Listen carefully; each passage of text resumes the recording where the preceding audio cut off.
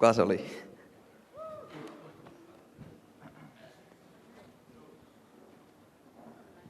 Vielä tulee ihmisiä sieltä kivasti. No, minä kerron nyt tässä, minusta ei tarvitse muuten välittää, minä en kuulu mitenkään tähän ohjelmaan, mutta minä vaan kerron teille säännöt ja miten tässä menee, tämä kulkeepi. Te näette tuossa niin portaiden sivuissa kummallakin puolella on yksi mikrofoni. Ja jos teillä on kysymyksiä, niin teette nätin jonon niin näiden mikrofonien taakse. Ja sitten Dog osoittelee teitä ystävällisesti sormella, että puhukaa. Ja sitten teette kysymyksen ja muistakaa sitten, että yrittäkää alustavasti niin kysyä vaikka yksi kysymys. Älkää kysykö monta kysymystä, koska teidän takana on todennäköisesti yksi ihminen, jolla on yksi kysymys. Ja mieluummin enemmän ihmisiä kyselee kysymyksiä kuin yksi ihminen kyselee monta kysymystä. Ja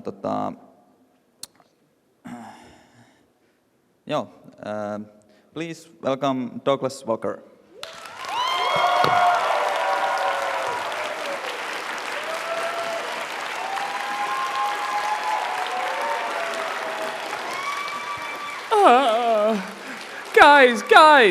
Guys!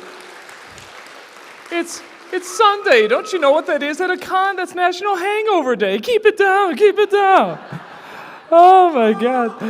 Oh God, no. I was gonna say, well, clearly a lot of you weren't drinking too much last night, but the ones that were aren't here right now, so. So, awesome. Okay. Excuse me, I had Taco Bell earlier. But okay, so for those who don't know, my name is Doug Walker. I have a website called channelawesome.com. I'm on YouTube as well. I do a whole bunch of characters, including Chester A. Bum and Dominic the Bartender, and best known as Tasha Craig. Applaud!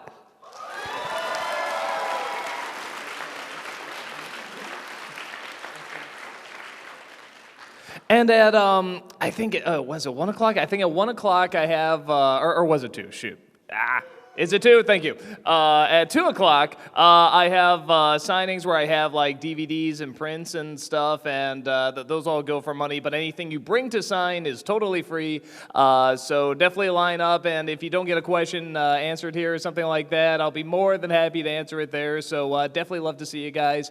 And yeah, this is pretty much just a straightforward Q&A. I'm just going to go back and forth here between the two sides, and we're just going to jump right into it. So with that said, let's start over here. Go! Is this on? No, over here. Wait, where'd you... Oh, yes, here, outside.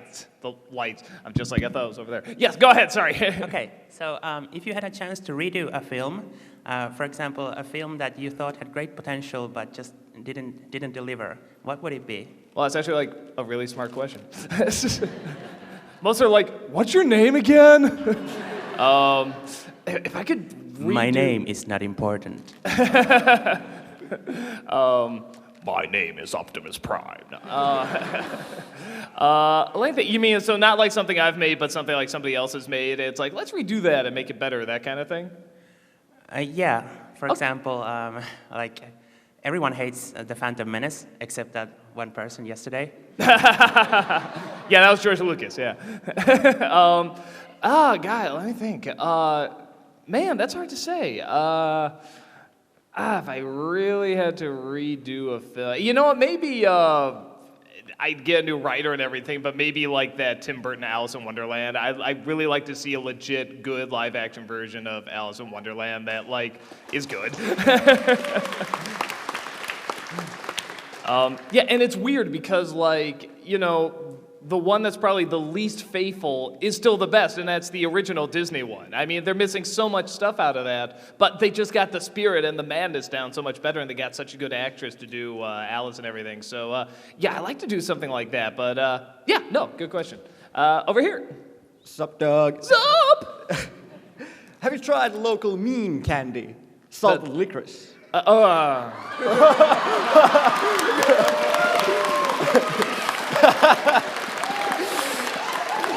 I got some right here.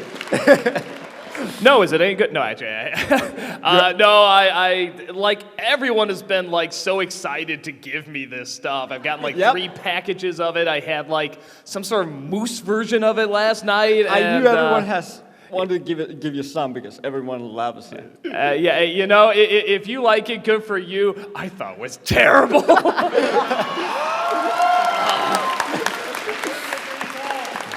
But all the other stuff I've had here has been really good. Even your bizarre obsession with tar and putting it in everything. But that was all really good too. I had tar beer for the first time. It was really great. So yes, I have had some, and you can keep it. Thank you. Yeah. So, hi. Hello, I'm Efre, and my question for you is, what do you appreciate in any cartoon or anime or etc., like animated films, and I said anime, and well, animated stuff in general? What do I appreciate? Yeah. Just about animation, I guess. What I love most about animation is that there's really no limitation. If you can draw it, it exists.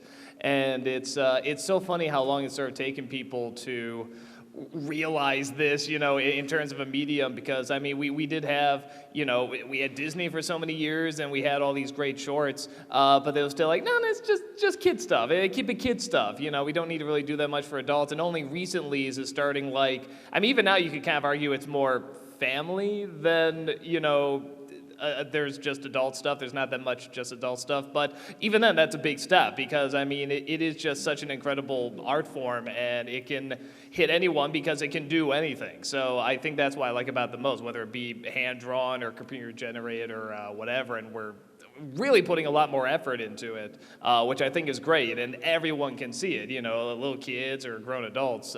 So, yeah, it's a great medium. And it's such a good time for it right now, both on TV and film. And I'm so glad it's growing. So, yeah, that's definitely what I like most. Thanks. Cool. Over here. Yeah, sup, hello, and just a simple question, really. Have you finished watching Steven Universe yet?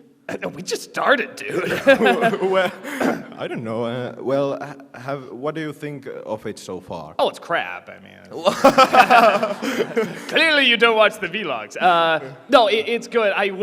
I'll give away something already because everyone was telling me to watch this show, and at some, you know, they've been asking for a while, but whatever. And then just one day, everyone goes to my Facebook and just says, oh my God, you gotta do the show, you gotta do it now. Like, so, you know, and everybody's saying that. I'm like, okay, something big happened, like some sort of big surprise or something like that. So I'm at a con, and that's usually the only time I see anything like on TV, like on Cartoon Network, because that's the only thing on in the morning. So it's like, I'm getting ready, out of the shower or whatever, I turn on the TV, I'm like, oh, there's Steven Universe, and I heard this is good. And so I kind of leave it on while I'm getting ready, sort of glancing over, and then I'm just sort of glancing at what...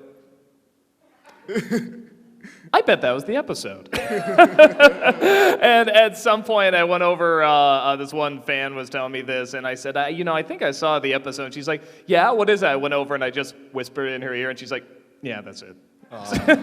So I already know kind of the big surprise, but I watched a few after it as well, and I really enjoyed it. There's some like I really can't wait to get to, because I think what they do with identity in that show is really fascinating. I mean, like, Kafka-level metamorphosis, fascinating.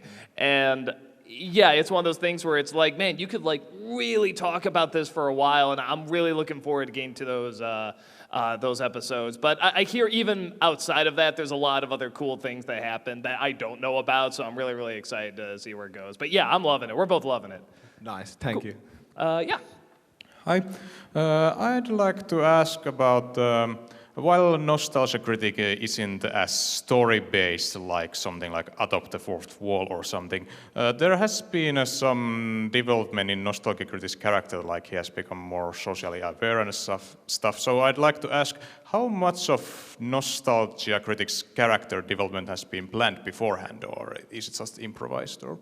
How much of it is character and how much of it? Oh, planned? Is that what you said? Yeah, planned. Okay, gotcha. I mean, Nostalgia Critic's mostly planned. The two that were mostly improv were Bum Reviews and Ask That Guy. I'm still doing Bum Reviews, by the way. I've just been busy, sorry. Yeah, no, Nostalgia Critic's almost all planned. I mean, maybe at the most 10% is improvised, something like that. Because I know that's like the big one that people come to see, so I really want to try my best to get that down and, you know, get the right delivery and stuff and really have the jokes planned out. But at the same time, I mean, once in a while, if I'm doing a delivery, I'm like, nah, that line doesn't work, that joke doesn't work, I'll try a few different versions. So not that much is improvised. It's mostly very, very planned out. So yeah, there you go. Yeah, thanks. Yes. Hey, my name is Patrick. Hi. My question is, what do you think is the weirdest sketch you've put the most effort into? The weirdest sketch I put the most effort into? You know, actually, I'll tell you, because it's one actually I didn't make, but I don't know what it was. We must have just been in a weird mood because we had this weird joke that, like, we were talking about maybe doing one of the Leprechaun sequels at some point, and we said, you know, this is like making a sequel to Willow, you know, with Warwick Davis, and we were just like, what would the sequel to Willow be? It's like, you know, The Fast and the Willow, and then we laughed, and then it's like, you know, Willow 2, The Willowing, and then we just started making a more, you know, a Willow, The Wrath of Willow, and we kept going with this for some reason, and we just found it the funniest friggin' thing in the world, and we said, we're gonna do this. We're gonna have all these titles, we're gonna have posters for each one, and it's gonna go on for like 10 or 15 minutes, and we're just gonna abuse the audience. It's gonna be amazing. It's gonna be like the longest running joke, and it's gonna be so great. And then the next day when I thought of it, I'm like, that is terrible. Like, what the hell were we thinking? And I don't know what it was. It was a really hot day. Maybe the heat was getting to us or something, but we just thought it was the funniest thing in the world. And then later, I sort of brought it up again. I'm like, yeah, that wasn't funny, right? No, that wasn't funny, yeah. So that was probably, but we just got so excited, and we went on for like, I don't know, a half hour just quoting Willow sequels. But yeah, for whatever reason, that just was the funniest thing in the world, even though it clearly wasn't. So, cool, thanks. Yeah, thanks. Hey. Hello. When you did your Nicolas Cage month... Was it? When you did your Nicolas Cage month, I think you left out one of the most important movies. What's that? Vampire's Kiss. You know, yeah. So are you going to review it at some point? There's so much potential for Nicolas Cage. Nicolas Cage month. I had to choose the ones that I just thought were, you know, kind of the funniest and like the most requested and stuff like that. And I missed that one. I tried talking about it a little bit in an editorial, but it's like, yeah, never quite got to it. Maybe I should do it down the line, you know, maybe for like Halloween or something like that, because it's pretty enjoyable. It definitely gave us a lot of memorable moments. It has one of the best Nicolas Cage impressions in this movie. You don't say maybe one of them. There's got to be some sort of bit or sketch I can do where like Nicolas Cage is just teaching like the ABCs to a little kid, like as a teacher. A, B, C, D, E, F, G. It's all you have to do. So yeah, probably somewhere down the line, because that would be pretty funny. So I'll probably get to it. Hey. What did you think of 2001: A Space Odyssey? 2001: A Spaceship. A spaceship, yes. That'd be the weirdest name for a ship. Well, it was conceived in 2001. I'm sorry, what was the last part? Were you as confused as I was? In the ending was so confusing, I just kept staring at the wall for an hour like, what did I just watch? No, I love it. I totally understand when people say they don't, or that it's pretentious or too artsy or something like that. I totally get that. But no, I love it. I love a film that can become like an experience. It goes beyond just something you're watching on the screen with, oh, what will happen to the character now? It can actually like get you into another state of being, because that's very hard for any film or really any art form to do. So when it can really do that, it can do it through like, you know, its own way and its own patience, and it has this ton of money thrown at it for some reason, which is like so strange. It's kind of like the world's most expensive art house film. I really thought it was amazing, but I totally know what people mean where it's like, you know, you're just looking at a ship for like 10 minutes and it's just moving, it's not doing anything. It's not like, I get that. For me, it sort of creates atmosphere and it creates a mood, and I get sucked into it, but I totally understand when people are like, nothing's happening. Why is this like Star Wars where they're blowing shit up? It's like, I get it. But I love it. I thought it was great. Thank you. Sure. Hey. Hi, Doc. Hi. I would like to ask a question about a certain movie which got me very curious ever since I saw a certain review of yours as a nostalgia critic gang. And I was wondering, do you have possible plans on making a movie review about a movie called Dark City? Yeah.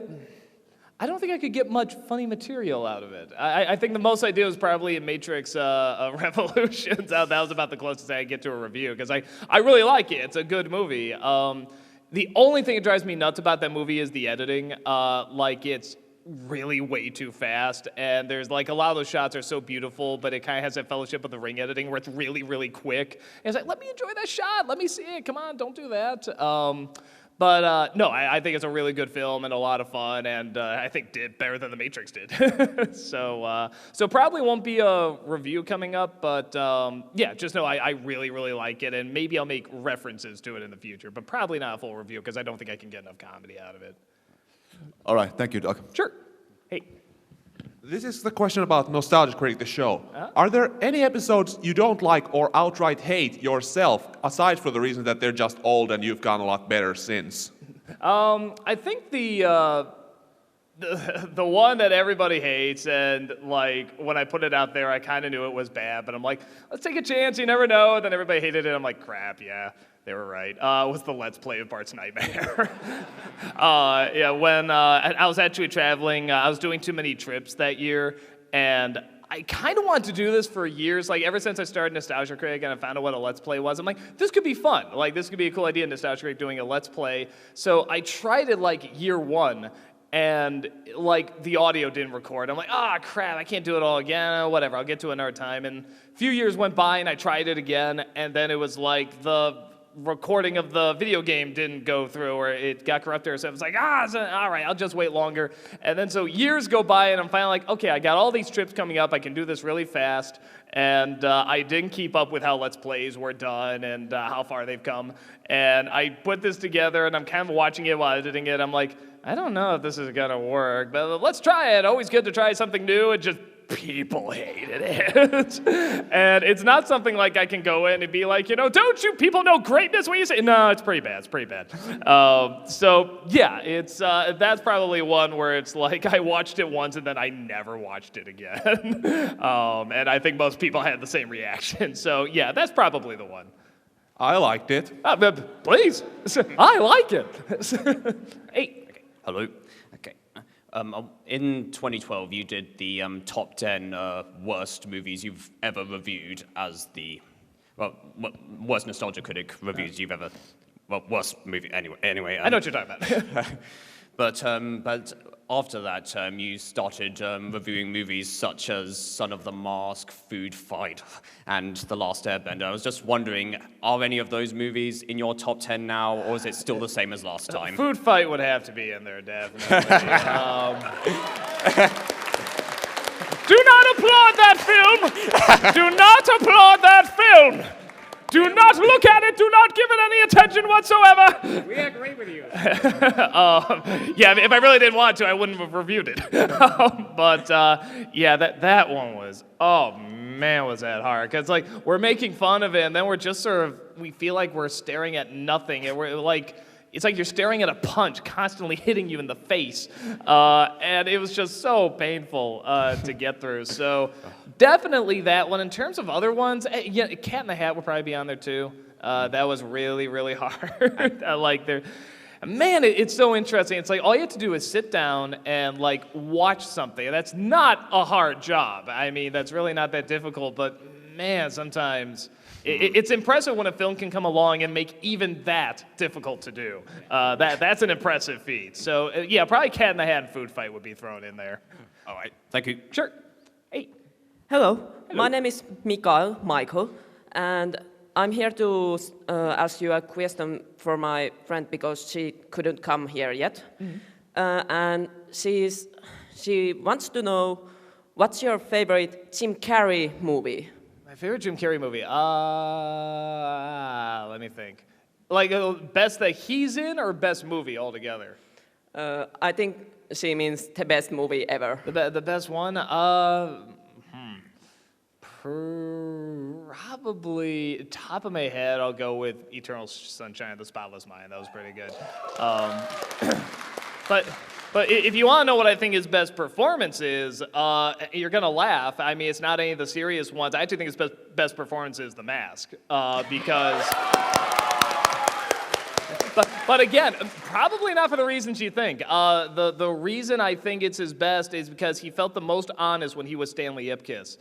When he's The Mask, he's just doing his Jim Carrey thing. But when he's Stanley Ipkiss, I feel like I'm watching like this is how he would normally do stuff. When you see him in a performance, like The Truman Show or even Eternal Sunshine, it's a little distracting because you can tell like he's trying to act really normal, but you can tell he's sort of restraining himself, and natural him isn't restrained. You know, he has these big expressions, kind of like what I do, and he talks with his hands a lot and stuff.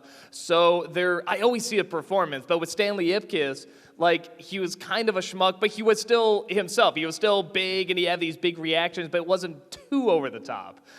So I really like him in that. I felt that was like his most honest performance. It was only like the second big film he did. So yeah, I really like him in that one. Thank you. Sure. Howdy how! So, if I remember correctly, you like Christmas somewhat? A bit, a touch. Yeah. Oh, that's good. There's a song about it called I'm Mildly Fond of Christmas. Okay, good. So have any of your Finnish fans suggested a couple of Finnish Christmas movies for you? Well, if you're talking about rare exports. Yeah, that, and there's one more. One more I like to recommend to you, which will make you maybe cry. From Tears of Happiness. It's called Christmas Story. We have a Christmas Story in America. No, the Christmas Story here is about Santa Claus. Oh, okay. Well, mine's kind of about Santa Claus just pushing a kid down a slide. You know? but it's called Christmas Story? Yeah. Okay. Well, joulutarina in Finnish, but translated that to English, it means Christmas Story. Okay. It was released in 2007, and it's very popular, even outside Finland. Okay, no, I'll check that out. I haven't. The only thing I'm afraid of is that if I try to find it, all I'm gonna find is A Christmas Story, you know, the American version. Yeah, just also put the year it was released, 2007. Okay, 2007. That might Okay, help. yeah, I'll check that out. I haven't seen all of Rare Exports yet, but I am anxious to get through all of it. Yeah, like that. Your female version screamed. There's also other one. I'm not sure if it's very easy to find, but you can try Santa Claus and the Witch Drum.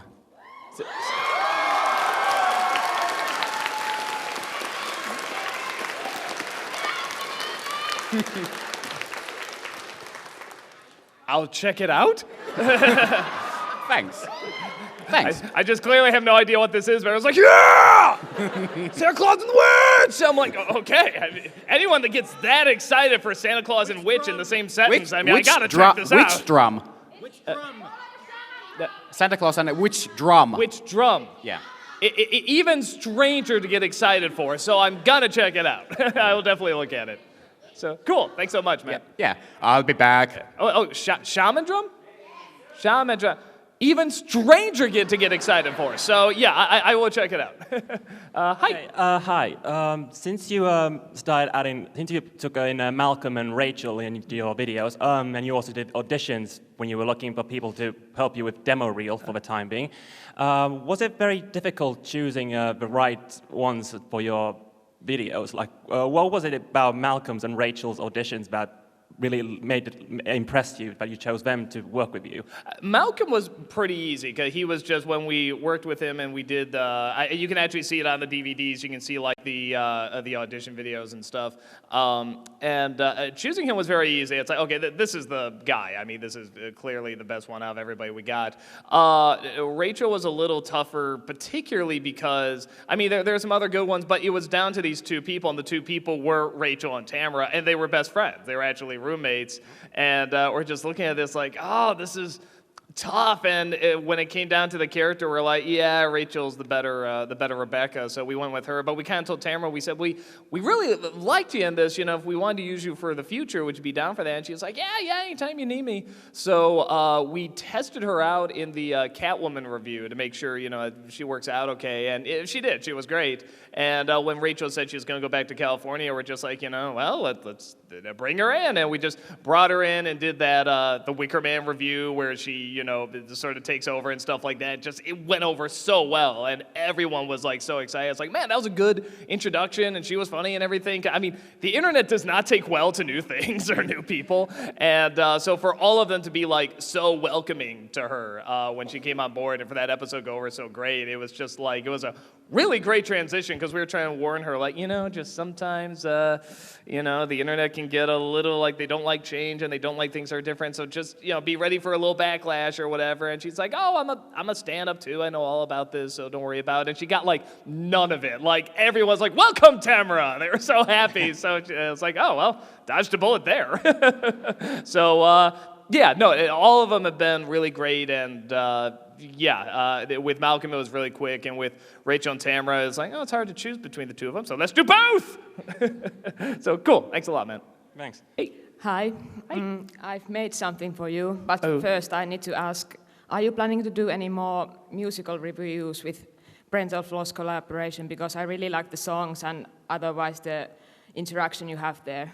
You know, they're a lot of fun. They're very long to do, and they take a lot of time. So it's something where if we did, it would have to be like something I really love and I really want to do, which isn't out of the question, but it's gotta be something I really love. And top of my head, I can't think of anything where we could do that, and it would be like, yeah, I would want to put in the time and effort to do this. So I'm sure a movie will come along where it'll be like, yes, I want to do songs like this again, but not yet, but I'm sure it'll come along. And what do you got? Give me a present, give me a present, give me a present! Oh my God, this is so cool. I don't know if you can see it. This is such a cool idea. This is from Fantasia when the conductor is shaking hands with Mickey, except it's me and Daffy Duck.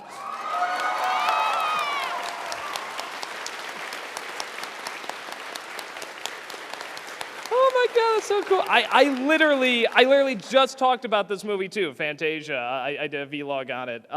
And that is so cool. That's just, oh my God, I love that. Thank you so much. Anyway, no.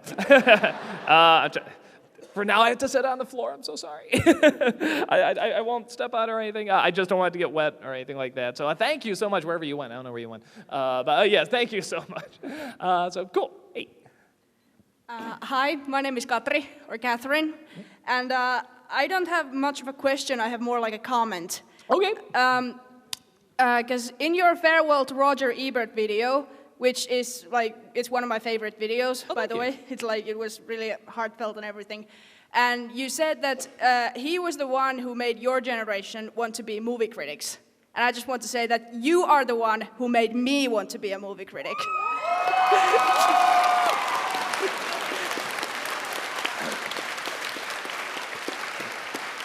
I was supposed to film that reaction, but I think my camera just dropped, so You know, I'll say this real fast. You know, I started off doing this just at my folks' place as like a joke, just a fun little thing to do as like a hobby. And I'm in Finland right now. Like, I know it's like, you wake up every day here, but it's like, for me, it was like a 9 or 10 hour flight to get out here. And I was brought out here because you people said, you know what, we want to see him. He's had such a big impact. And it's amazing just knowing that something that started off as a fun little hobby, just for jokes and laughs in my parents' places, turned into something where people across the world, it means so much to them, they want to see me. And you have no idea the feeling that gives you, man. So before I even forget, just thank you all so very much for the love that you constantly give. So thank you so much. Because I remember I actually requested you as a guest of honor to FinCon, which is like a fantasy and sci-fi event here like a couple of years ago or so. Oh man, maybe it got down to here or something, who knows? and like, they said that they had already picked the guest of honor at that point. Yeah, so the angry video game ever since I was like waiting for it, and when like in this spring, I heard that Animecon is gonna have Dog fucking Walker as a guest of honor. That is my real middle name, by the way. and that was like, I actually like also almost started screaming and like running around the dorm, and I was like, Dog Walker is coming to Finland, I have to see this! And like as soon as the tickets came to sales, like click, no questions asked. Like And then you made it weird. It started off lovely, and Yeah, then it got weird. No. Like even though I live like hours away, I had to travel like 5 hours to come here. I had to travel 10. And the trains were late and everything, and I thought that I would miss it. And then I come here and I see you, and I'm just like, my dreams are coming true. Well, it's like I really mean it when I say being here in front of all you people and everything. You really made my dream come true Yeah. too. So thank you so much for the kind thank words. you. Thank you so much. Like I fucking love you, man. I love you, man. Woman. Cool. Yeah, top that one. Hi, Dad. Remember me from yesterday? Nope. But I got these bright lights, so it's hard to see. Well, she stole everything that I had to say. Well, no, seriously. I also have a painting for you, but I can give it to you later. But anyway, my question is that I love those movies, Suburban Nights and To Bullet Flee, and I was asking, will there be any more movies like that from Channel Awesome? We'll do one somewhere down the line. Because the nostalgia critics take longer to do, it kind of gets in the way. But I mean, even now, honestly, like the past few weeks, I've started working on kind of like another idea, because like in a few years we're gonna have like the 10-year anniversary. It's like we gotta do something for that. So I'm already kind of working on a few ideas. I got kind of 2 possibilities that maybe we can do. And on top of that, it'd be great to work with the newcomers that we brought on board as well, and sort of interact with them and stuff. Because that is the most fun about it, is that you get these great talents together. And even though it's fun to do the critic and to, you can work off of Malcolm and Tamara and stuff, but I mean, it's fun to be part of an ensemble. It's fun to just like, you put a funny character with another funny character, you can get great comedy. You put them with a lot of funny characters, you just let the interaction happen. Yeah. So, and that's part of the great fun of them. I would love to see a Count Chocula with you in the same movie. Yeah, he's good. He's really, really good stuff. So yeah, we'll, like I said, somewhere down the line, I know we'll do another one. In terms of will it be before like the 10-year anniversary, I don't know. It might take, again, it just takes a lot more planning now because the nostalgia critics take more time. And with each one, we kind of got bigger and bigger. So it's one of those things where it's like, I don't know if we're going to like try and top To Boldly Flee or anything like that. But, we definitely want to put a lot of hard work and energy into it as well. So there'll be another one. I just don't know exactly when yet. So do you want your painting now or later? Sure, why not? I got my fan art collection here. Yeah, you don't mind it being on the floor, do you? That sounds so bad. Oh, there we go. What we got? Oh, you were showing me this before. That's right. Oh, cool. This is, you was talking about Suburban Night. This is of cast of Suburban Nights.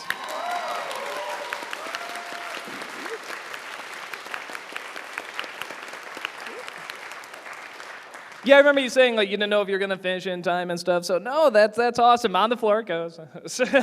Sorry, I hate putting artwork on the floor. Thank you. Thank you. Very, very nice. Hi. Hi, I'm Juho. Hi. What's your first memory about Star Wars? My first memory. Well, have you seen my Ewoks cartoon review?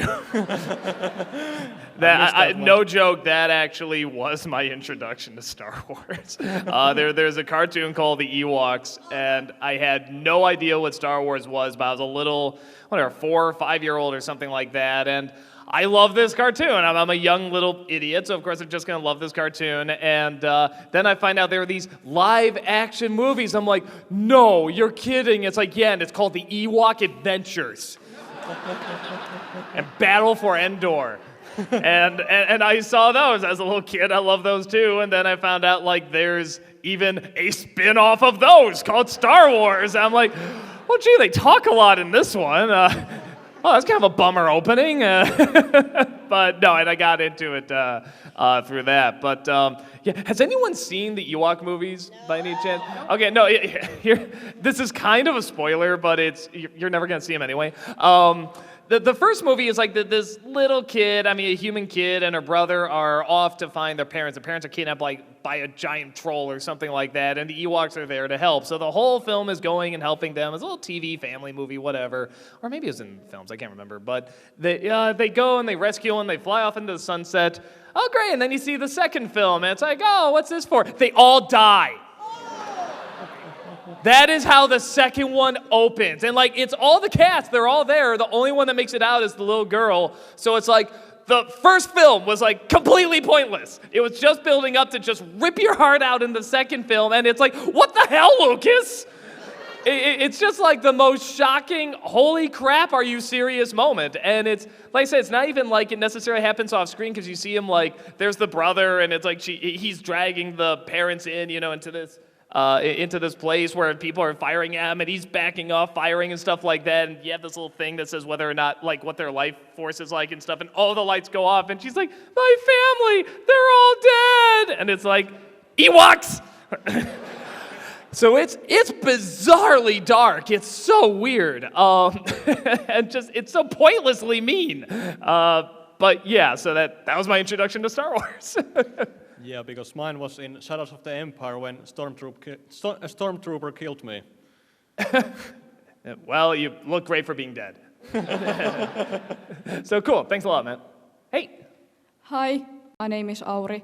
If you could reincarnate after your death as any person or vegetable or whatever, then what would you reincarnate as? Carrot! I mean, it's kind of why I want to be reincarnated. I mean, I don't have like a person. I don't know what it's like to be, you know, another person. I don't know what they go through. But if I could choose like a kind of person be brought back as, probably like an illustrator or something like that, or like, you know, like a kid's book writer or something like that. I actually really, I mean, I'm not kidding when I say all that stuff about Dr. Seuss. I really hold him to like this high standard. And, you know, children's books, I mean, they're tougher and more important than I think people give credit for, because you have to take these important ethics and themes and stuff and messages, you have to condense them down to the most simple language that they're going to remember forever. And it's like, that's tougher than it sounds. You know, if you really want a book to last and you want to hit them, you want to remember them, I mean, you have to get like the most important words and the most minimal words to go in there. So I would love to do something like that at some point. But yeah, I mean, this isn't bad either. I'm in Finland. So probably something like that I think I would really, really enjoy. Okay, thank you. Sure. Hey. Yo, I'm sorry if you get this asked a lot, but how do you look back on your life before the Nostalgia Critic, and what do you feel about the changes that have happened to your social life? Oh, my life was hell. You know, I was, you know, Chester A. Bum, that's a real story. Jesus.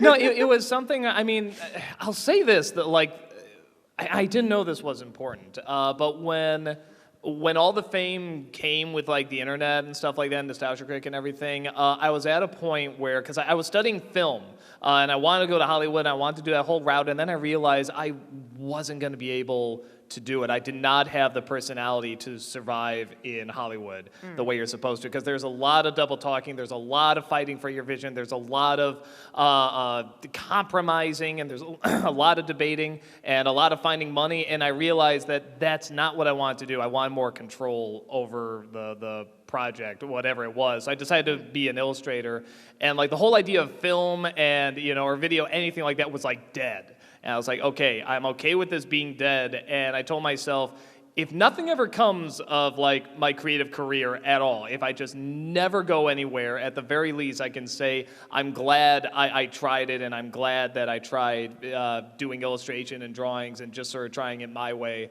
And I said, I'll be happy either way. I don't need the fame. I don't need everybody to know who I am. I mean, it'd be nice, but it's not essential anymore. And growing up for years, that's what I want. I want like the fame and the attention and stuff. So when I finally accepted that this probably isn't going to happen, and anything that just happens from here on out is a plus, I think when it did finally happen, it made me all the more appreciative of it. Because I see a lot of guests and celebrities and stuff like that. Most of them are really nice, but you come across ones that are just like, you know, oh God, I gotta put up with the fans and stuff. I gotta talk with them, and they don't want to shake my hand or something like that. There's weird people out there, and I'm just, you are nothing without these people. And there are some that can go too far, and there are times where it's like, you know, you can be pushed to an extreme, you know, with working. I know it's definitely happened with me before, but at the same time, it's this idea of, you need to show that appreciation, not just for the fans, but just for life in general, because this is so rare that this happens, and you got to be thankful for it, because you're not even thankful when this happens. You're just not going to be thankful for life, and you got to be, because it's the best thing out there. So sorry, I got really philosophical there, but yeah. No problem. Good answer. Thanks for all the years of entertainment. Thank you. Hey. Hey, my name is Paavali. Hi. And by the way, I'm over here. Catherine Zeta-Jones is mine. She will be mine. But yeah, I'm not really a sci-fi guy, and I haven't seen any Star Wars movies ever. Have you seen Ewoks? No. Oh, you're missing out. No. But I did like Interstellar. It was a very nice movie. Oh, you liked Interstellar? Yeah. Cool. Soundtrack is amazing. Did you like it? No. but I mean, if you like it, that's fine. I'm just getting Nolan out. There's, I don't know, the speeches and stuff are just getting a little heavy-handed. They're feeling very Wachowski-ish to me. I mean, he's not quite Wachowski territory yet, but like I said, we sort of went from action films being one-liners to, being super, super dialogue-heavy, and now we're trying to find that balance in between again. I think we're doing, for the most part, an okay job, but yeah, there's some that still just want to have them be so talky and take up majority of the film, and it's like they don't do it unless you need to do it. And Matt Damon, every line of dialogue in that is a speech. He dies in the middle of a speech. He's like, have you ever considered what the thought? Boom, he's gone. I'm like, thank God. Sorry, kind of a spoiler, but you weren't going to see it anyway. But yeah, no, I've heard people say, like, some say, like, changed their life and they thought it was beautiful. If that's what it does for you, great. I mean, to really enjoy it and don't let anyone change it for it. It just didn't do it for me. Yeah. Thank you. Sure. Hey. Hi. It's like one critic against another critic. I like this. Hi, I'm Anni, and I wanted to ask you that back in 2008, you made a special Halloween episode with Teddy Ruxpin, and we actually didn't have any kind of that toy back in Finland. But nowadays, as the devil, you have Malcolm. So we'll be seeing Malcolm dressed up as devil Teddy Ruxpin. What a very specific request. If I had a nickel, no. Oh, come on! Just what a bizarre request. It would be fun. I mean, if something comedic I feel I can get out of it, or I can write a lot of something that has a lot of potential for it, sure. But top of my head, I'm not thinking of anything. But Just an idea. I will say that was a lot of fun to shoot because I was doing most of the puppeteering, and I also voiced Teddy on that. That's one of those when I came out with it, I really thought, oh man, everyone's gonna remember this. This is gonna be a big one, and it doesn't get that many views. Like even back then, it didn't get that many hits, and I was just like so blown away by that because I'm like, I just thought it was so funny. But yeah, it was definitely a lot of fun to do, and it's still a pretty creepy toy. It is. Especially just when the eyes open up, you're just sort of like, you put the cassette in there, he's just like, hi. I'm gonna eat you tonight. It's like, ugh, even though I don't have teeth, so I have to mush you up. Ugh, okay. But nothing's planned for it, but we'll see. Maybe something will pop in my head. Maybe you'll put it in there. I'm like, that was a good idea. So we'll see what happens. Okay. I always wanted to say just 2 words. Bad credit card. A bad credit card!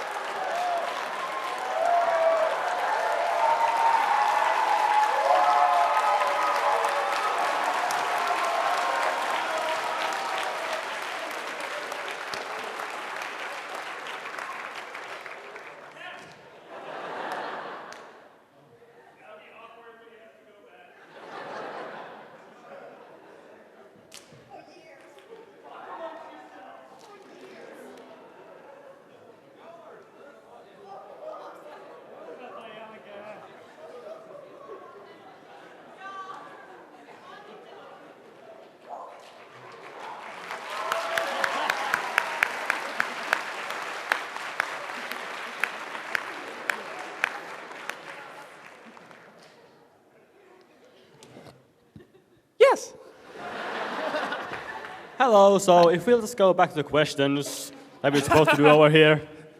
So, hey, I have a Doc. Superman checkbook. Yeah, go ahead. So I got 2 questions, but I'm gonna sneak them into one. How did you get Dante Basco on your show, and what was he like?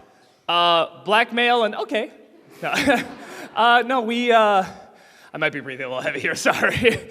I did the vlog on Zuko alone, and it got back to him, and he posted on his Twitter and stuff. Hey, this is really cool. This guy said a lot of cool stuff, and it's like, oh, that's neat. He knows who I am. And then I met him at a convention, and he was really nice, and we just hit it off and got along great. And I just said, would you be down for filming something? He's like, yeah, it'd be great, man. So we just went from there. That was really about it. Sorry, I'm still breathing a bit. The same thing with like Marisa Marsh and Rob Paulson. You know, you just sort of where I used to bring my camera and film a lot of stuff at conventions, and sometimes I still do, but it's half the time now it's kind of networking and just hanging out with people because like with Marisa Marsh and Rob Paulson, it was like, well, okay, I'm seeing him at this con, but I know I'm going to see him again at another con. So this one, I'm just going to hang out with them, just leave a good impression. And they're nice people anyway, they're really cool. So that the following one, when I get there, and I'm like, hey, can you do this cameo? It's like, oh, I know this guy. He's good people, let's do it. Same thing with Bosco. I didn't film a cameo there because it's like, hey, I could use him possibly for something else, something much bigger, like the top 11 avatars. And it goes over really, really great. He's the nicest person. He is, you know how like when you talk to a person, like they'll make small talk, like, so, how's your hair? Or something like that. He'll ask you something and then ask like 5 more questions like you are the most interesting person to him. Whoever is in front of him is the most interesting person because you can tell like everything that you're saying, like he's learning something and he's soaking it in and he just finds it interesting. He's like, maybe I can use this for something else or maybe just, a good life habit or something like that. And you can tell he's really listening. He's asking more questions and he is just the nicest person and he's a great talent too. So yeah, he was definitely one of the coolest people to work with. So cool, there you go. Thank you. Hey. Hello, I'm Sampo, and this is kind of a 2-part question. So, how did you decide to make 3 critic videos out of 90s commercials, and what's your favorite commercial? Actually, I think I have 5. There's actually 5 videos. All right, yes. But how did I decide to do it? I actually had... This is really embarrassing. Okay. So I actually did have a DVD I put together of old nostalgic commercials, and I just had it because it made me feel better when I was feeling down. And this is before Nostalgia Critic even, so this wasn't even like a joke or whatever. They legitimately call me down. I don't know why it is. I mean, it's ridiculous. It shows what a product I am of advertising, but I just really like them. I like they sort of had their own feel to them. So yeah, it was one of those things where I was just getting a little anxious and wanted to try something new. And I was like, maybe now I can do the commercials because I ended the review before it like with this My Pet Monster thing where like the director chews me out and I was like, and I had like a little to be continued. I had no idea where I was going with it and I'm like, maybe now I can do the commercial special. It'd be pretty funny. And it just went over so well and was so much fun to do that yeah, now we make it like a yearly thing and we're gonna do another one this year and there's so much fun. Yay! Favorite one though? That's what was that? The Wonder Boner. My wife would like one of those. See, if you mean like funniest one, I mean that might be like. Yes. No, you know which one I like? It's one not a lot of people mention. It actually came right before the Wonder Boner. That's the Johnson one. Your kids and your Johnson. Whoa! It was a boat just called the Johnson, and they just keep saying your girl and your Johnson. Your friends and your Johnson, and then your kids and your Johnson. Whoa! Hey! So that just really that made me laugh a lot. Mine is the 80s Transformers commercials. Yeah, those are great. The Sergeant Slaughter commercials are great for G.I. Joe. I actually met him, and it's really funny because he was in like the whole get up and the whole attire and stuff like that. And he's gonna like be in character and stuff. And so I went over there and just like, hey, you know, I'm the booth next door here and stuff. I just want to say, you know, I'm a huge fan, and you know, I loved watching it growing up. And just a huge fan. He says, oh, thank you very much, very kind of you. It's super soft spoken. It's just not at all what you'd expect, but he was very, very nice. So yeah, probably that one. That if for any reason, just cutting to Jeffrey Lebowski going, Johnson. I just love that. So yeah, there you go. Thank you. Hey. Hello? Hello. Oh my god. Look out! The orange jug has fucking bubbles! Fucking bubbles! And you're drinking fucking bubbles! Yeah, what you said. It's just about, I don't know how to say this. I really respect you, but I think you said it right. but I'm going to blame you one thing. Was it? I'm going to blame you one Blame me for what? thing. What's it? Yeah, it's just I watched in last week your Titanic animated movies. It's a classic, isn't it? no, Aren't no, they no, no. both? I really shocked. It dramatized me actually, and I really was going to feel like you didn't say much anymore about it. I have to pause it, and I have to say all bullshit about it. So you made me feel like a critic. I have become a critic. You know, let me clarify something, because some people have come up, and I've heard two things. One is that I love film a lot more because of you, and then another is I hate film a lot more because of you. And people have said this to me. And, you know, the critic is a character, and it's comedy and stuff like that, but especially recently with some of the analysis, you know, the idea, in my opinion, the purpose of a critic is not to say whether they like it or not. The purpose of a critic is to give you a different point of view, a point of view you might not have thought about, whether or not you agree with it. Okay, I have a question about it. That's something that definitely I think is like an important part. But I mean, even going past just what you're saying, in general, that's what I feel a really good critic should do. So it is one of those things where it's like, when I was a kid, I used to think the job of a critic was just to hate every movie I liked. You know, when I put on Siskel and Ebert, even though I liked watching, I would just be like, oh, geez, well, they're not going to like, you know, this movie because it is Jim Carrey or something. And then when they liked The Mask, I'm like, really? And they talked about and analyzed it. I'm like, that's kind of cool. You can actually like stuff that I like. Okay. And they actually explained why. It just makes you appreciate it all the more. So I think that's really the reason critics do and should exist, is to offer a point of view and to make you appreciate when something is really good even more. So I'm sorry, I kind of interrupted you there. Yeah, but I have a question for it. This is, how do I become a real legendary critic? Like you, I want to I feel myself, I really hate this. Not just a purpose, just feel like it. Because sometimes movies don't make any sense. So I feel like I want to be a critic. So how do I become a legendary nostalgic critic like you, sir? Well, I say don't, because the job's kind of taken. But no, in terms of like a legendary, if you're doing it for the fame, you're doing it for the wrong reason.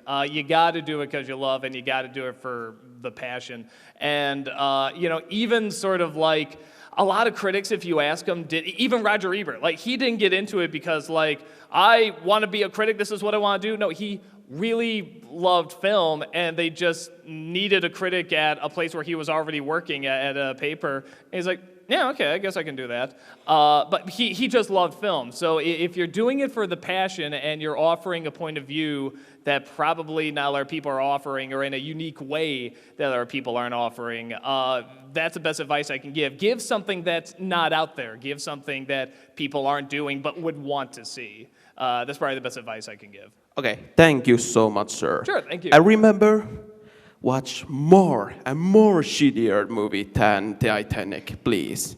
I don't want to see any more shitty Titanic movie. I'm good. I'm sold. So, yay, shitty Titanic movies. Go ahead. Hello.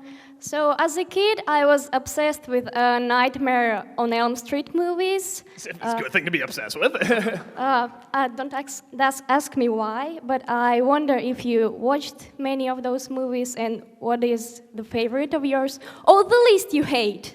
Let's put it that way. Even though they're very creative and everything, I personally never got that into them. It just kind of wasn't my thing. Even though, again, I know they're very creative and have their place and everything. But the one I think I liked the most, just for the concept, I thought was really creative at the time. It's a little passe now, but at the time it was really cool, was the New Nightmare. I thought was really creative, where you actually see the performers like outside of the movies and then Freddy's attacking them, even though the actor's like at his house painting or something, like actual Freddy is going and attacking like the actress. And so I thought that was pretty clever. I thought that was pretty smart. But yeah, in terms of the movies, like I like the creativity of the deaths, but even the first one like never scared me. A lot of those, even though I have a respect for them, and they're a lot of fun, a lot of those sort of 80s monster films, it never actually scared me, but they were cool, and they're still kind of cool. So, I always say it's like when monsters were rock stars. They're monstars, and there's a great appreciation for them. But yeah, probably a toss-up between the first one and then, yeah, I guess the last one, the New Nightmare, are the ones I like the most. Okay, thank you. Sure. Hey. Hi, my name is Herkko. So, you have all these great celebrities in your show, and even this great show, Shut Up and Talk, I like. When did you realize that you can collaborate with these great celebrities or something like? I guess when I realized they get me more views. But no, it really is because the first one really was James Rolfe, and that was the one where I sort of, when I was getting the idea to do this nostalgia critic thing, and, but is there an audience for this? Is there a market for this? I don't know. Will anyone even watch? And I saw him doing the video game nerd, and I said, okay, there's an audience for this, and this is funny, and this is a lot of fun, let's try it. And then when some people were saying, it's kind of like what the nerd does, now everybody, does it. Everybody has a review show. But yeah, back then it was kind of like, me and the irate gamer, that was doing what he was doing. So, I mean, I'm sure there was more, but those are only ones that were at the time were kind of known. So, yeah, so I just sort of poked with a stick, just say, nerd, keep your fans under control and blah, blah, blah, just seeing if anything would come of it. I didn't think anything really would, but it's let's just try it and see. And in the back of my head, I'm saying, wouldn't it be so much fun if it turned into this big fight and I go over to his place and we duke it out and we have this big feud and we taunt each other. And but I didn't think it was really going to happen. So when he responded back and was kind of okay with it, hey, maybe we can make something of this. Maybe we can do something with this. It was just ideas. It was just collaboration. That really is what it's like when you get kind of a celebrity. When you hear somebody might be in your video or is going to be at a con, you start thinking, well, what can I do with this person? What'd be funny with this person? Because if you just have a celebrity walk in and be like, hi, I'm the celebrity, and leave, it's not as funny. Well, sometimes it can be. But even that you have to do very carefully. But there's this legit excitement you get when it's wow, well, I know Marisa Marsh and Rob Paulson, Pinky and the Brain are going to be at this convention. What can I do with them? What have I always wanted to see? I wanted to see Brain crack and just swear at Pinky and just rip him apart and say, well, let's see if they do that, and they're just yeah, no, this sounds like fun. So, yeah, it's just the excitement of what can you do with these people, what can you collaborate on that most other people would probably want to see as well. And it's great, and they've all been wonderful to work with. So, cool. Okay, thanks. Absolutely. Hey. Oh, hello. My name is Thomas Tall, and I have a two-part question for you. Have you any plans to review My Little Pony, Rescue at Midnight Castle, and would you do it with Joshua Burner, a.k.a. Josh Corser, the Fiery Joker? All right, so the first one is, do I have any plans to review My Little Pony, right? The Rescue at Midnight Castle, the movie.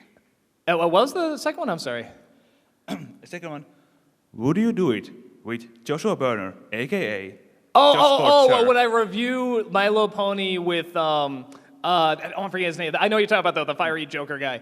I've talked to him before. He's a really nice guy. He's a lot of fun to chat with. My Little Pony has never been just my thing. I would definitely do it if I loved it and I could talk about it. But from what I've seen, it's like, it's fine. There's nothing wrong with it. It just, I don't see that much material for me because I don't love it. I don't have a huge passion for it. That is something that's much more his alley because he loves it, and he loves talking about the fan base, and he can make jokes about it because he legitimately enjoys it and has a passion for it. So, I mean, nothing's planned, but, I got him on my Skype and everything, and, we chat every once in a while, so who knows? Maybe something will come of it, but unlikely. Just a little side note. The movie that everyone was screaming about you, the Santa Claus movie, the correct English translation of the name is Santa Claus and the Magic Drama. And the magic drum? Yes. Oh, that's the English name, okay. Yes. With that, you should find it somewhere. Yeah, I was going to say, shaman drum would not sell in America. They just be, what's a shaman? Why am I seeing Santa Claus with a drum? What? Magic! We get that! So, Thank you very much. Cool, yeah, no, I'll definitely check that out. Awesome, thanks, Matt. Hey. Hi, I'm Jenny, and I'm a big fan of yours, and so is my dad. And now that you live in Chicago, what do you think is best about Chicago and why? The two things are really tough about Chicago. One is the weather, which is brutal, and the other I usually say is the government, which is also brutal, and unbelievably corrupt and everything, and everything costs a fortune there because of it. But no, I love there's just an environment and an atmosphere to the city that I just love. And I've been to a lot of wonderful cities, and, even some, it's like, I love Seattle. That's one of my favorite cities, but I know the rain would get to me, and it'd just be a little too gloomy. At least with Chicago, it's like, it's going to stop at some point. The snow's going to stop at some point. The heat's going to stop at some point. You're going to see the sun again. Well, I'm getting a double fold here. So you kind of know you go through the seasons where with Seattle, it's like the rain kind of doesn't stop. Even if it's lighter, it is lighter most of the time, but it kind of doesn't stop that much. So yeah, I think there's the people for the most part I really like, and it's nice, but it's not too nice. It's not New York mean, but it's not, super Seattle nice either. It's kind of that nice middle ground of, we're cool and everything, but don't push me around either. I'm not a pushover. So I kind of like that. It's a really nice in-between. It's a nice in-between city. It doesn't seem too extreme. Like, we definitely do have some extremes, but it's not everything's an extreme. So I really love it. I think it's just, it's like my favorite city. Okay, thank you. Sure. Time for a game of disappearing bears. Disappearing bears? Yeah. And what is the weapon of choice? A bag.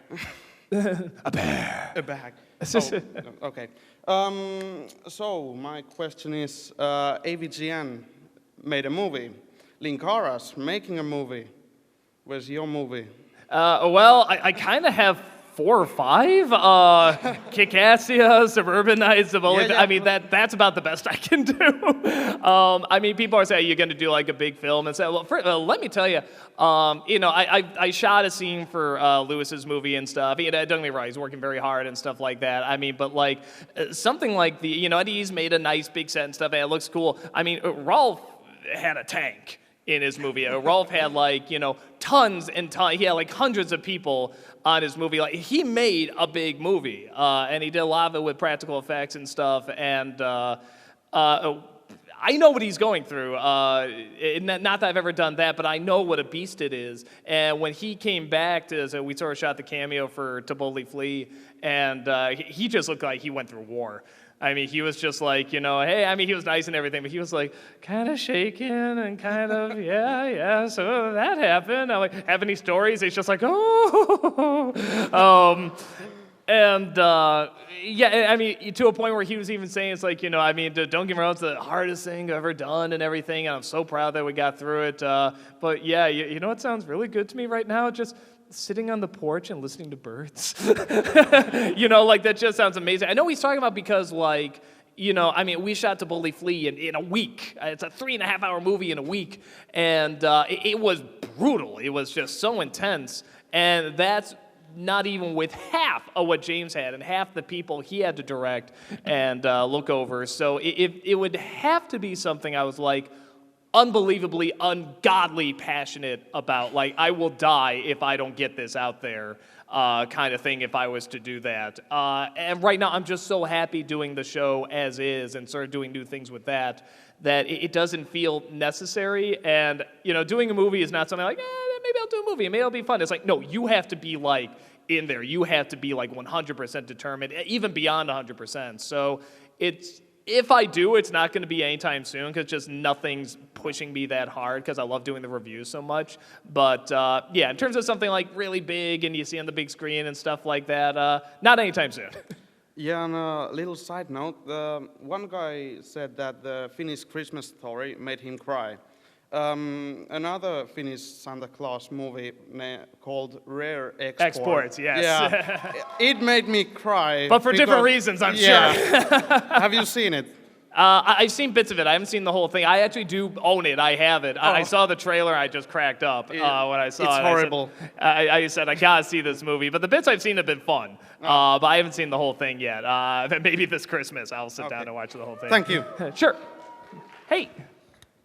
Hi, Doug. Hi. I actually saw you at Momocon last year. At Momocon, really? Yeah, I was Wow. there. I was there visiting my That's American. quite a commute. Yeah, I was there visiting my American friend. Oh, cool. Well, good to see you again. I feel like I've gotten so many more questions as I've been standing here. But I guess I'll just come out with this one. Do you think you'll ever do nostalgia critic reviews on any Don Bluth movies? Because I love Anastasia and You're a new Thumbelina. fan, aren't you? I've actually done I love it. I've done Rockadoodle, Troll in Central Park. Another one, I'm pretty sure, haven't I? Penguin and the Beppo. What was that? Beppo and the Penguin. Oh, Pep on the Penguin. Yeah, that's the other one coming to mind. Maybe at some point I could do Anastasia, because that'd be an interesting one I think you could talk about. Or Titan AE, I think would be a lot of fun to do. I always feel bad because we just did a vlog talking about Don Bluth, and, sort of the good, the bad, and the best, honestly. It sort of turned into more of a praise. And we were supposed to be making fun of these movies, but we just kept coming around to how much we love the good Don Bluth stuff. I mean, because it is just so amazing and so good. So I do kind of hate bad-mouthing him because I think he knows who I am. I kind of heard like it's gone back and like he has a good sense of humor about it, but at the same time I'm like, I really don't want to keep making fun of this guy who I really love. I mean, Secret Nymph's one of my favorite movies. But at the same time, the bad ones are pretty easy. So if I did do another one, it'd either be Titan AE or Anastasia, one of those two, because I think I could talk about I would like to see Anastasia because even though I really, really love it, I know that it has a lot of problems because I'm a history bum, so I know that. That you gotta just throw out the door. I think Pocahontas had a few inaccuracies too. But yeah, if I was to do anything, it'd either be that or Titan AE. Maybe I'll ask the other question that I think is on everybody's mind because it's so stereotypical. Yeah. What do you think of Finland so far? The biggest stereotype I've gotten, honestly, is that everyone thinks they do a terrible, that they speak English terrible. And you don't, you speak it fine. It's us that can't pronounce your names. And that's not fair because your names are amazing. Like, I had somebody come up and say, my name's Alex. I'm like, no, come on, Alex Yor, or something like that. So it's something really cool because everybody just sounds like, that exotic, like, mountain guide that's gonna take you on an adventure. You all sound like that. It sounds amazing.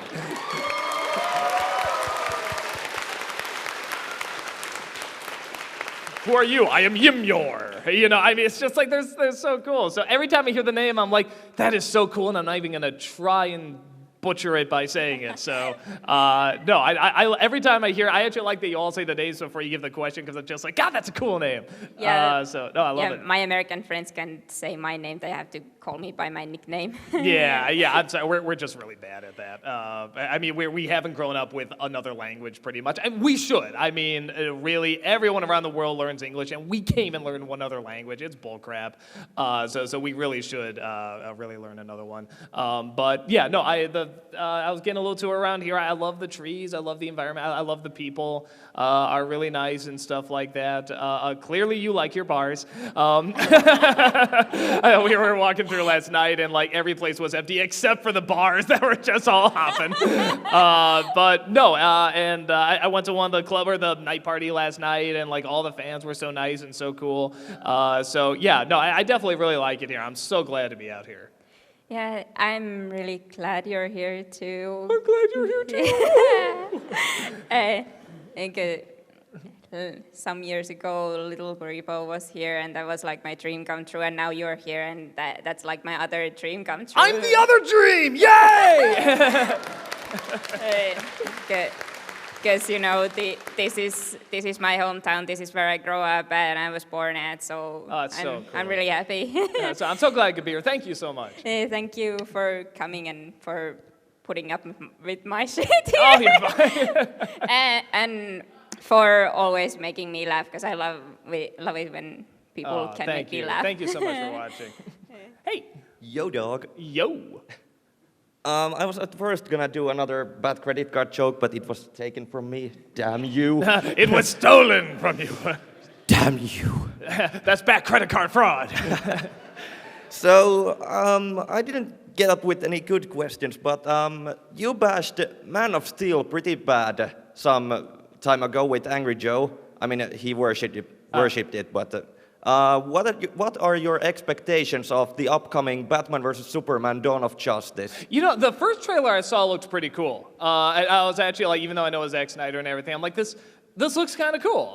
It seemed like a cool idea and everything, and Affleck actually looked okay as Batman and everything. And I saw this new Comic-Con trailer, I'm kind of like, it just looks like the same bull crap again. I don't know. Like, maybe it'll be good. I don't know.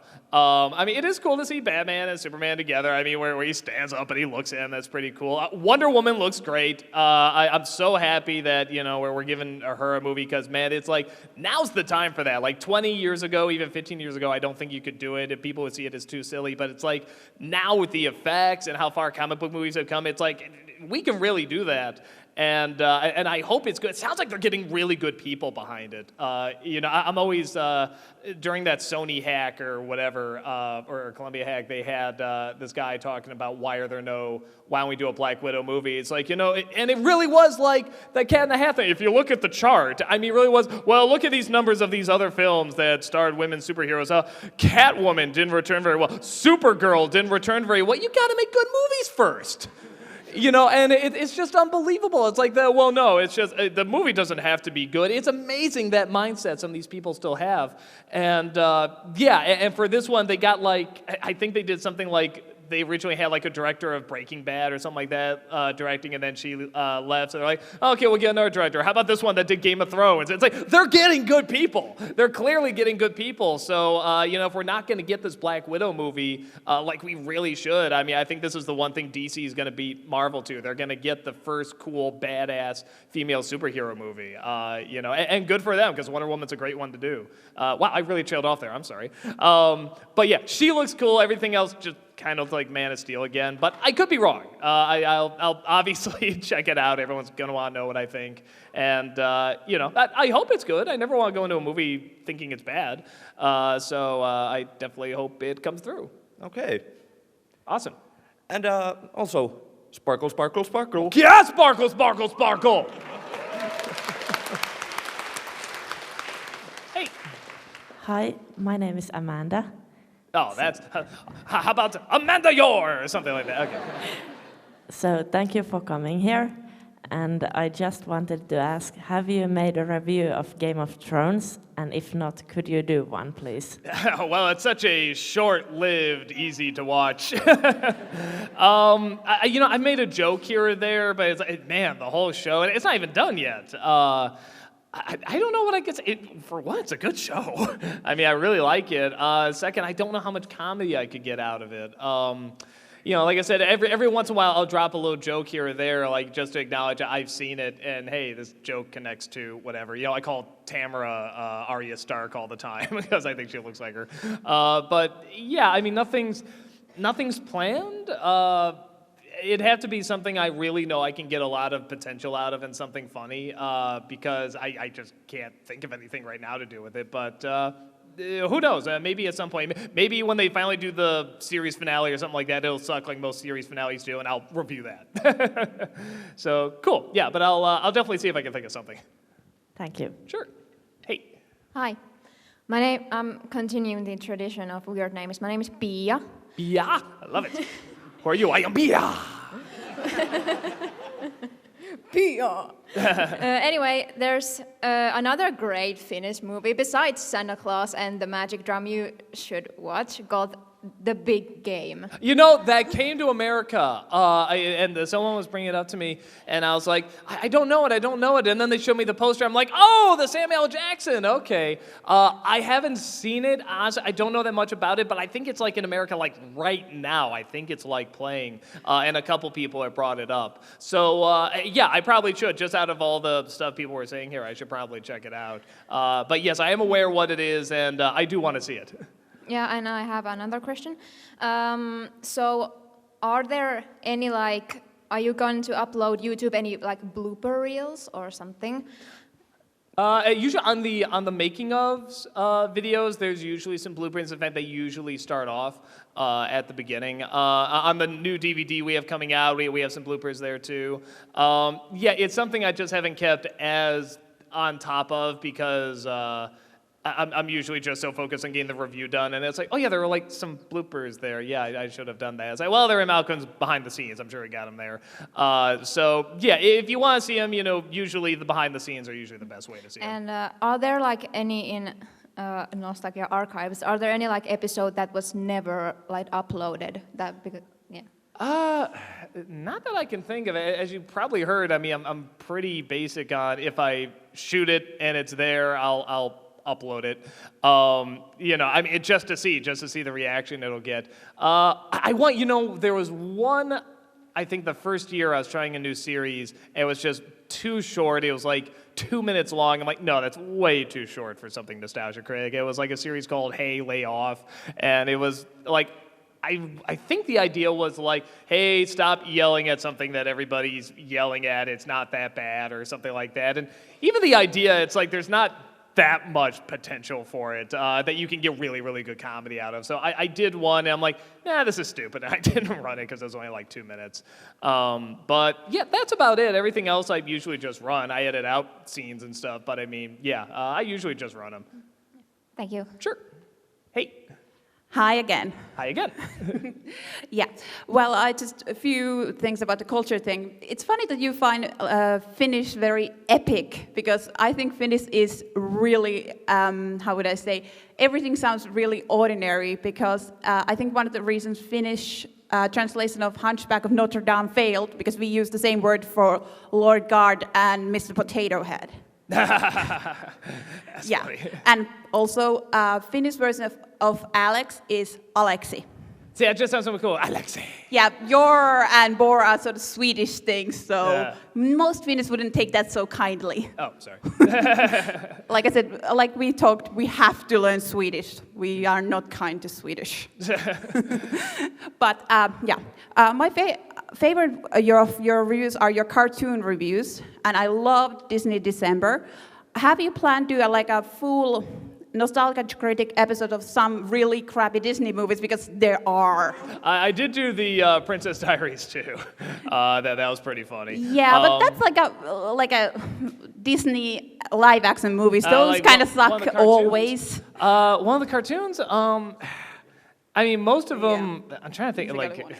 Maybe Home on the Range would be pretty funny. Yeah, that was pretty bad. I mean, the ones that would be really bad are like ones that are like, I don't know, Disney has to go really far to piss me off in a movie. Oh, really? I like Disney so much. To me, it was Hercules. No, see, even Hercules is so bizarrely bad that it's like, it's kind of hard to get like angry at it. I'm more just trying to analyze it and study it. Like, I just find this intriguing, like I can't figure out why these choices and why they did this, but it doesn't like piss me off or anything. I can't find like a ton of comedy to do but with I think there are like, if not full Disney movies, how about the sequels?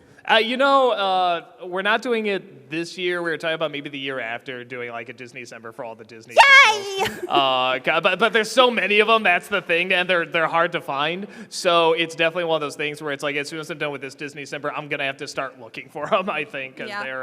Well, it could be next January, the worst Disney sequels. Maybe, but I'm not looking forward to it. I gotta say, I haven't seen. Nobody. I haven't seen that many of them, and the ones I have seen have not been very good. I watched everyone. They are really bad. Why would you do that to yourself? I'm not too bad of a Disney fan. Clearly. But at some point we'll do those because I want to see if there is like that one good Disney sequel that like like Cinderella 3.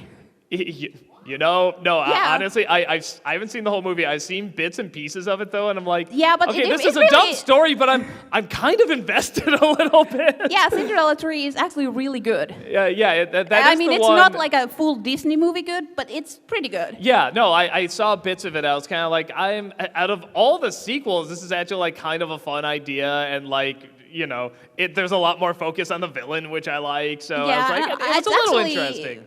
Sorry, it's actually one of the movies that gives like more personality to characters. I mean, Cinderella is pretty empty in the first movie, which is mostly of like, how would I say? It's a very pretty movie, but only people with really like personality are the mouses and the bad guy. I make a little bit of an argument for Cinderella. She has a little bit more personality than people give credit for. The prince has none. He really is just the eye candy or whatever. But she, if you want a personality-less Cinderella, see the new Cinderella. That one has no personality. They make her way too happy and way too, oh yay, la la la. And so the one in the anime one gets angry. And you see it in her expressions. And it's true, she doesn't do much, but she's also, again, been raised as a child to believe this and be this way. In the new one, it's like, she's a full-grown adult. It's like, why don't you just leave that place? Oh, it's my parents' home, It's like, no, leave. What's wrong with you? She ends up leaving in the end anyway.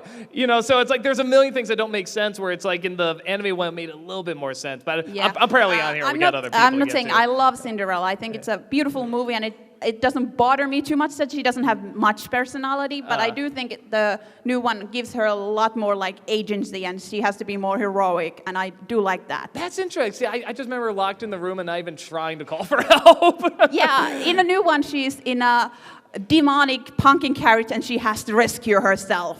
But she didn't. The mice. In the Cinderella 3, the sequel. Oh, in 3. Oh, okay. I thought you were talking about the live action one. Not that one. She was just sitting in a carriage. Yeah. Oh, sorry. They live happily ever after. Fairy tale. Hello. I got other people to get to, but definitely very nice, and I will check those out. Thank you. Awesome. Hey. Hi, I'm Annina. Hi. And I'm sorry, I might stutter a little. I'm nervous. Oh, you're fine. You're fine.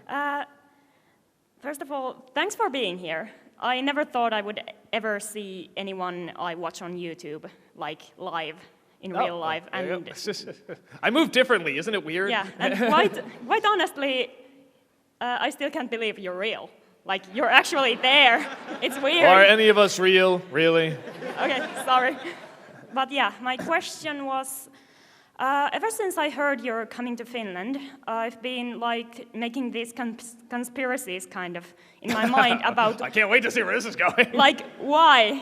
Why would you come here? Like, seriously, are you... Well, why would I not? It's Finland. Yeah, is like really being requested to be here all there is to it for you being here, or is there an ulterior motive? Like, are you making a video of sorts about this, or are you watching some kind of Finnish movie or something like that? There's got to be some other reason. It can't be just for Finland. It really is just for Finland. There's a convention, one of my favorite conventions called Animecon. That's the same weekend, and I found this out after I agreed to Finland, and I was like.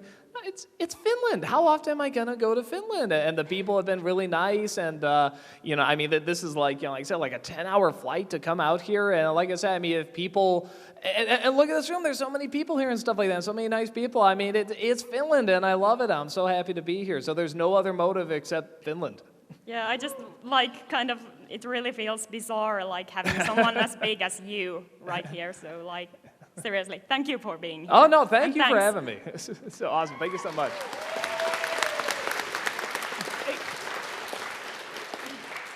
Hello. Hi. My name is Ila, and I want to thank you for the nostalgic critique about the Last Airbender. Oh, movie. yeah. And last time I found the video, and I've been watching it like 10 times, and have gotten good laughs each time. Thank you for that. Oh, thank you. And recently I started watching the Avatar vlogs you made, and I've just seen the videos about the first season, so I haven't seen the rest yet. And so my first what I was thinking about when I was watching the videos, I thought that, oh, he still doesn't know how he's gonna like this whole series, and I wanted to ask that who is your favorite character in Avatar, and why? And actually, it's a two-part question. Sure. Who is your favorite character? What is your favorite? Your favorite parts of that character, and what is the part when you realize that Avatar is such a special series show? My favorite character is Zuko. Love Zuko. Honor! And so it is such a well-written character, and it's such a perfectly acted character. And I think at some point I did something like my top 10 favorite characters or something like that, and I realized like, yeah, you know what, I would actually switch out Ed from Cowboy Bebop with Zuko, even though I love Ed. But Zuko is just the meatiest and most interesting character, and maybe Iroh would be a close second because he's really cool too. And in terms of when did I know it was like a really special show and really good, trying to think. I mean, a lot of people would say The Storm, and that is one that was sort of like, oh, okay, well, this is, yeah, and now things are getting kind of interesting. Man, I don't know. It just sort of happened so gradually over time. You know, maybe the beginning of the second season when Azula came in, and you see... again, kind of spoilers, but maybe not. When Zuko cuts off the rest of his hair and Iroh does the same thing, and I'm just like, oh my god, like this is the beginning of the second season, and this is happening. Like, what is going to happen? I am so invested. I cannot wait to see what's going to happen next. And it's been a long... I don't have many shows that are like that. Even Game of Thrones, like, I'm sort of just catching up on, like, I should catch up on that, whatever. It's like the two shows I can think of where it's like, I am hyped to see, you know, what's going to happen. You know, one is Avatar, and right now it's Gravity Falls is the other one. Yeah, it's... But it is probably, it's my favorite show now because it was the one I was the most excited to see what was going to be in the next episode. And I was the most disappointed when I found I had to go back to work. And I love my work, but that's how good a show is when it's like, oh, you have to go do this other thing that you love now. It's like, but I love this more. So yeah, it was just a wonderful, wonderful show to sit through. And it's still my favorite. Yeah, I agree with you. Okay. Awesome. Thank you. Thank you. Hey. Hi.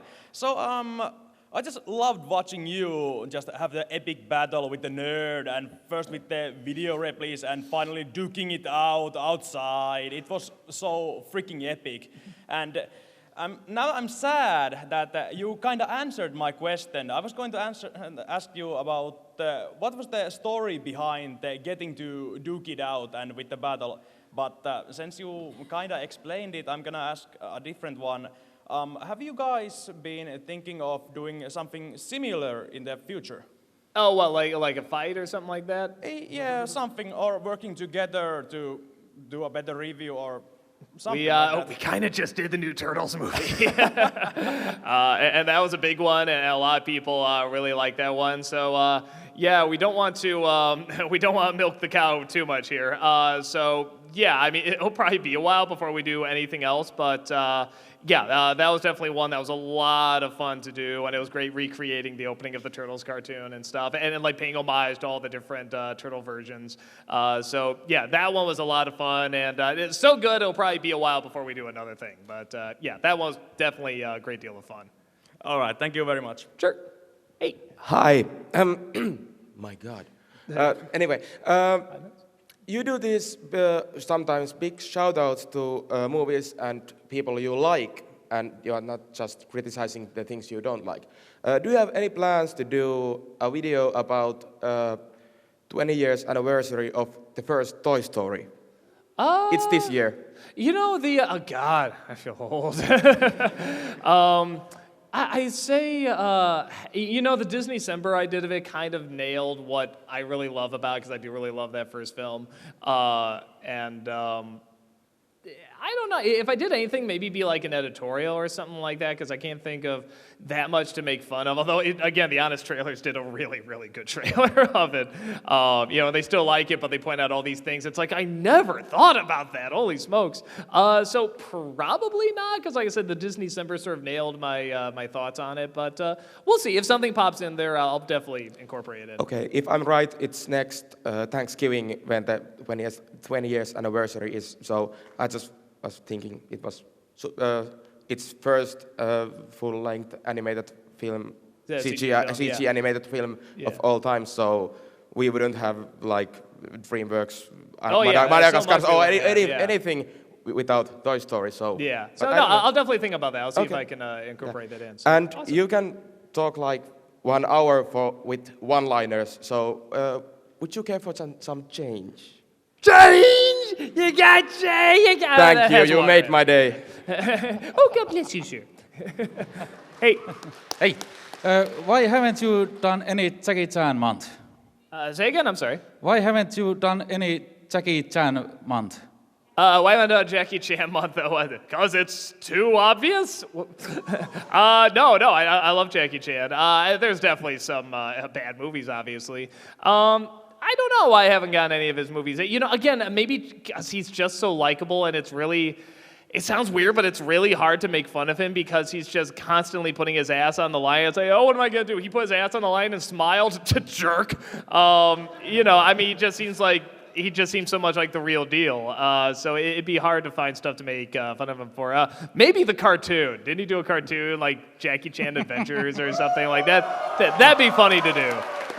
Okay, thank you. Sure. Hey. Double boner! Double boner! How child friendly! So yeah, I'm the guy you shook hands with at the door yesterday. Oh, cool. This glove is never coming off. I love that reaction it got. I don't need a one-liner. That was enough. Oh! So yeah, there's this one movie that I've seen, but never heard anyone talk about really. It's Ron Howard's Rush. Rush? Is that the stars Thor, right? This is. God damn it. This is a Formula One movie. I have not seen that. No.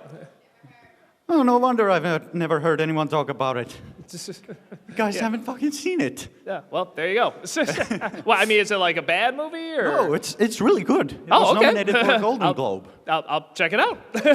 You should. Yeah, okay, cool. I will look up Rush. Yeah. Cool, thanks a lot. Hey. Hello. You kind of answered this already in various forms, but I was wondering, like, because it was so much about, like, Finland, and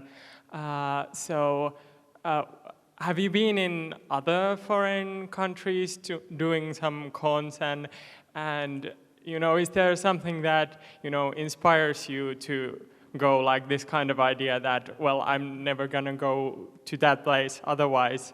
Or is it more like you get on a plane and go to this con and then you get on a plane again and then it's over? Or is it something like in between? It's, you know, there's some places in America where it's like, whatever, I've been to this state before, so it's no big, get on the plane, do the con, have a great time, come back. But no, whenever I travel abroad, it's really cool. I've been to Austria, I've been to France, I've been to, the UK. And I'm trying to think top of my head. I think those are the biggies, you know, and obviously here now. So no, it really is one of those things where it's like, I've never been here before, and this job surprisingly gives me a great excuse to travel. So yeah, it's one of those things where it's like I said, I'm giving up one of my favorite cons to come here, you know, because the people have been so nice and asking me, and Finland itself was just too attractive. I just really wanted to see Finland. So yeah, no, it's definitely something where it's wonderful traveling and seeing all these great places. So, cool. Okay. Okay, Thank you. and sadly, that is the last one I could do, guys. If you did not get a question answered, go ahead, come up at autographs and ask me there. Like I said, DVDs and prints to sign. If you bring anything to sign, that'll be totally free. And yeah, everyone, it is so cool being here, and you are also wonderful. Just thank you so much for being so welcoming and so cool. Thank you so much.